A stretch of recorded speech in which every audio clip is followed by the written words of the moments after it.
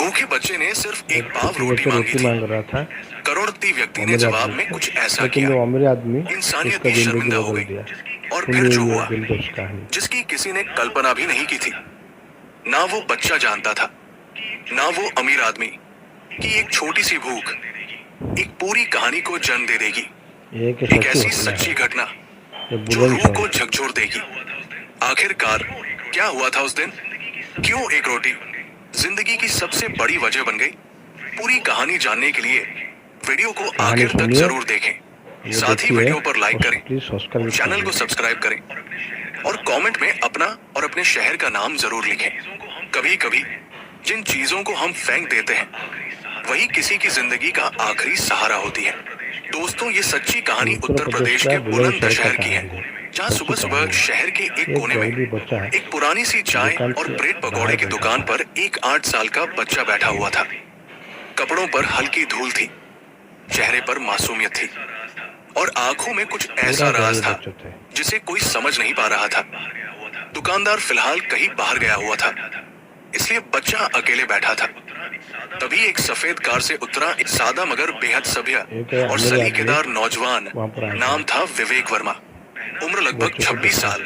पहनावे से कोई बड़ा अफसर या बिजनेसमैन लग रहा था, लेकिन चेहरे पर अकड़ नहीं, बल्कि एक अपनापन और शांति झलक रही थी। वो अक्सर छोटे स्टॉल से खाना खाना पसंद करता था, क्योंकि उसे लगता था कि जब हम छोटे दुकानदारों से कुछ अमीर आदमी खरीदते हैं छोटा दुकान से तो सिर्फ खरीद के खाना नहीं, खाने भी खाता था, किसी की उम्मीदें भी बचाते हैं। क्योंकि वो चाहते विवेक ने थे वो इधर छोटे उधर देखा दुकानदार और पूछा, भाई थोड़ा साहब है? लाभ हो। बच्चा थोड़ा सक्काया लेकिन बोला, अंकल, वो कुछ सामान लेने गए हैं, आप चाहे तो इंतजार कर सकते हैं। विवेक मुस्कुराया और बोला, बिल्कुल बेटा, पर मुझे बहुत भूख लगी है, क्या ब्रेड पकौड़े मिल सकते हैं? बच्चे ने कुछ नहीं कहा, सिर्फ चुपचाप उसकी तरफ देखा और फिर कुछ पल रुककर धीमी आवाज में बोला, साहब, आप मत खाइए ये ब्रेड पकौड़े, ये आपके लिए नहीं है। विवेक थोड़ी देर चौंक गया, सब एक हैरानी से पकड़ी मत उसकी खाना। तरफ देखने लगा। अब खा देंगे तो क्यों बेटा, मेरी बहन भी इनमें कुछ भूखा गड़बड़ है सोएगी। क्या? बच्चा फिर वो कुछ बात नहीं वो बोला। अमीर आदमी विवेक का उसके खाना पास जमीन पर ही बैठ गया और बहुत नरमी से बोला, बेटा, क्या बात है? क्या इन पकौड़ों में कुछ खराबी है? मुझे सच सच बताओ।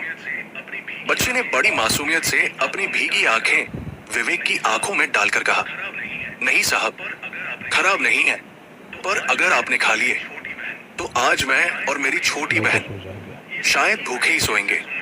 ये सुनते ही विवेक जैसे सुन्न हो गया, दिल एकदम से कांप उठा। बेटा, तुम कौन हो? क्या ये दुकान तुम्हारे पापा की है? बच्चा थोड़ी देर चुप रहा, फिर गहरी सांस लेकर बोला, नहीं अंकल, ये दुकान तो रामदयाल अंकल की है। वो हमें रोज शाम को जो बचा खुचा बच जाता है वो खाने को दे देते हैं। दुकानदार मेरे वो पापा शाम को उसको अब कहीं काम नहीं मुफ्त में करते। खाना देते थे। मम्मी को कैंसर था, वो 1 साल पहले चली गई। पापा मम्मी के बाद बहुत बदल गए हैं। अब ज्यादातर टाइम शराब पीते हैं वो अमीर और आदमी कई दिन घर ही नहीं आते। कैसे मैं आप और मेरी माताजी बहन प्रियंका बस ऐसे ही दिन ध्यान काट कर रहे दिया हैं। स्कूल भी और छूट गया है, शराब पर में क्या डूबता। करें, उसे भूख बहुत लगती है, छोटी है ना। इतना कहते कहते बच्चे की आवाज भर्रा गई और उसकी आंखें पूरी तरह भीग गई। विवेक की आंखें भी अब नम हो चुकी थी। उसने जेब से रूमाल निकाला और अपनी आंखें पोंछते हुए कहा, बेटा, सबसे पहले तो ये ब्रेड पकौड़े तुम खाओ और तुम्हारी बहन को भी खाना चाहिए। दुकानदार आएगा तो मैं पैसे दे दूंगा। बच्चा मना करता रहा, नहीं साहब, अंकल वैसे ही हमें दे देते हैं, आप क्यों खर्च करोगे?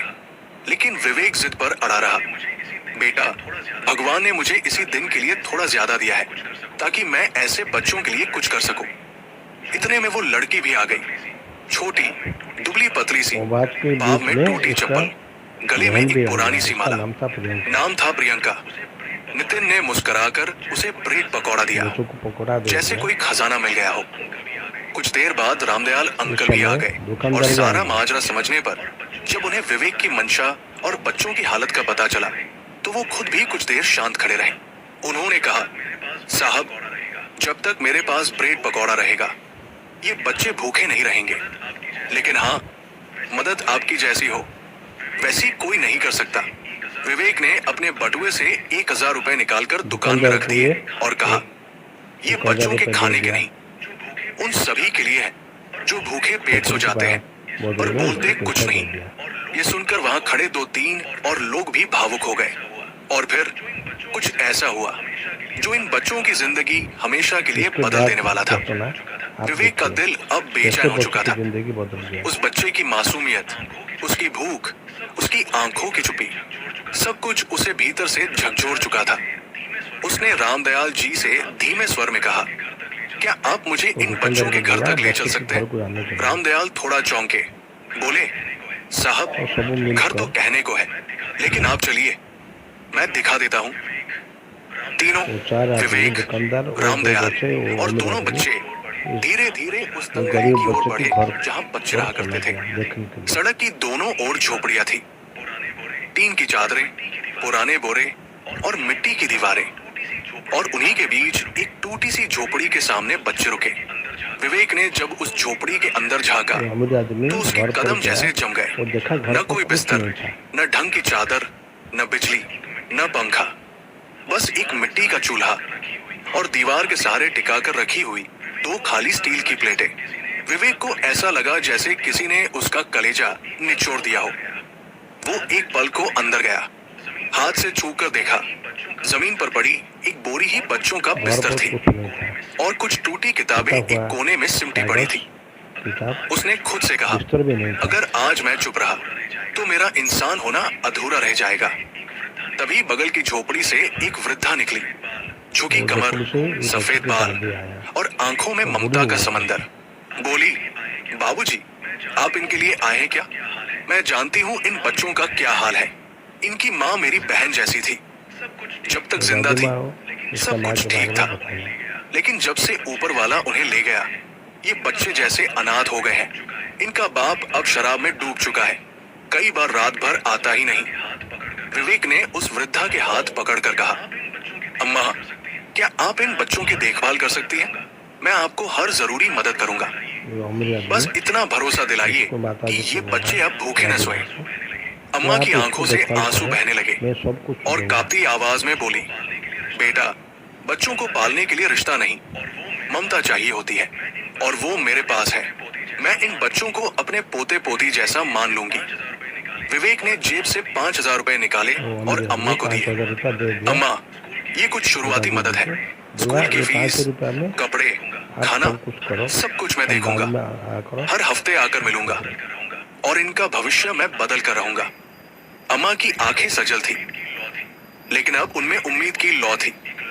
विवेक ने उसी दिन एक लोकल स्कूल जाकर इन बच्चों का दाखिला करवाया।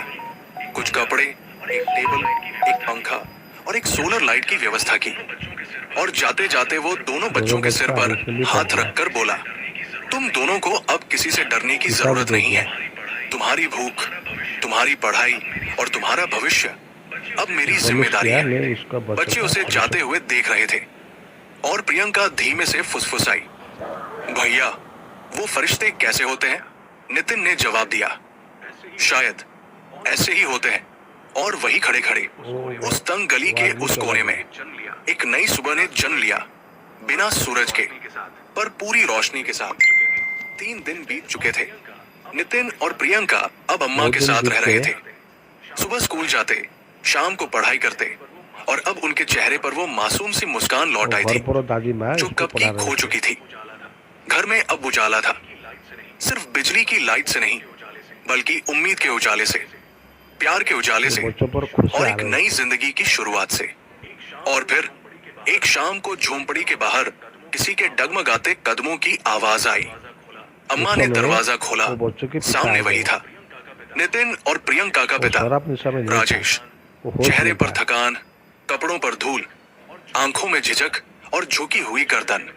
राजेश नशे में नहीं था, लेकिन वो नशे के असर से टूटा हुआ इंसान जरूर लग रहा था। उसने धीरे से पूछा, बच्चे कहाँ हैं? प्रियंका दरवाजे के पीछे से निकल कर आई और पहली बार उसके होठों पर डर की जगह एक सुकून था। राजेश ने झोंपड़ी के अंदर झांका और वो जो उसने देखा वो उसकी आंखों को यकीन नहीं हुआ। घर में सोलर लाइट जल रही थी, टेबल पर किताबें रखी थी, बच्चों के पास नए बैग थे और अम्मा उन्हें पढ़ा रही थी। उसकी आंखें भर आई।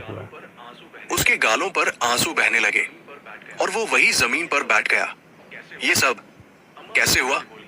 अम्मा धीरे से बोली, एक फरिश्ता आया था बेटा, बोला तुम्हारे बच्चों को भगवान ने किसी नेक दिल इंसान से मिला दिया। राजेश कुछ नहीं बोला, बस आंखें मूंद ली। फिर कांपती आवाज में बोला, मैंने बहुत बड़ी गलती की है अम्मा। पत्नी के जाने का दुख तो था, पर मैंने बच्चों से भी मुंह मोड़ लिया।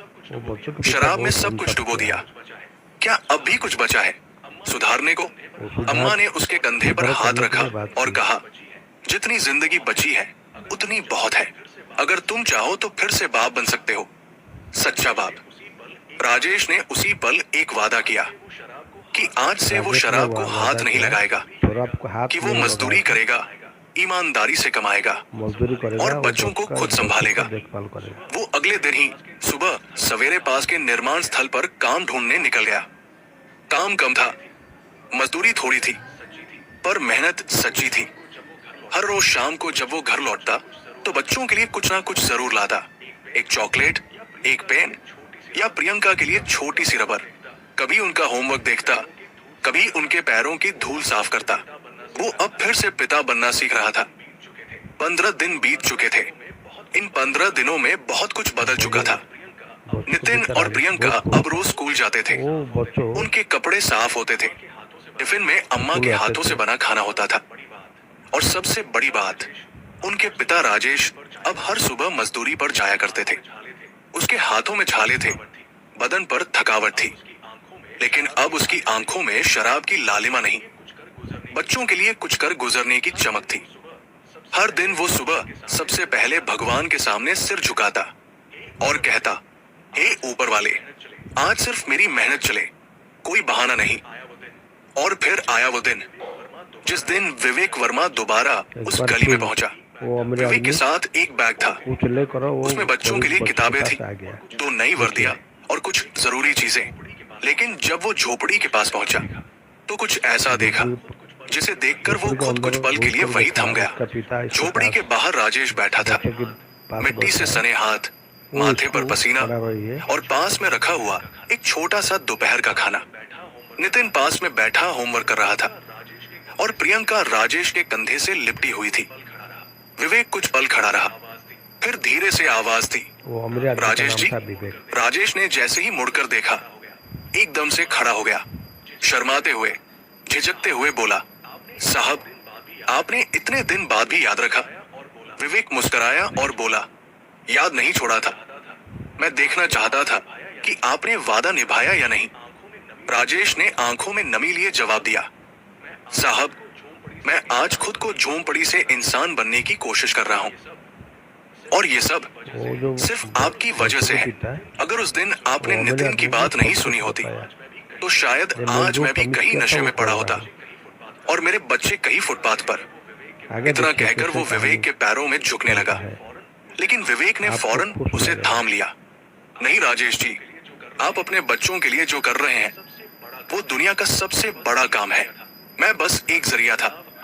असली बदलाव आपने खुद किया है। विवेक ने नितिन के सिर पर हाथ रखा, प्रियंका को गोद में उठाया और कहा, अब तुम्हें डरने की जरूरत नहीं है। तुम्हारे पास अब एक मजबूत पिता है और जब तक मैं जिंदा हूँ तुम्हारे साथ भी हूँ। उस दिन पहली बार राजेश खुलकर मुस्कुराया और उस मुस्कान में पछतावा नहीं, आत्मसम्मान था। वक्त बीतता गया। गली की वो टूटी फूटी झोपड़ी अब भी वही थी, लेकिन उसके अंदर रहने वाले लोग अब बिल्कुल बदल चुके थे। राजेश अब हर सुबह 5 बजे उठकर काम पर निकल जाता था।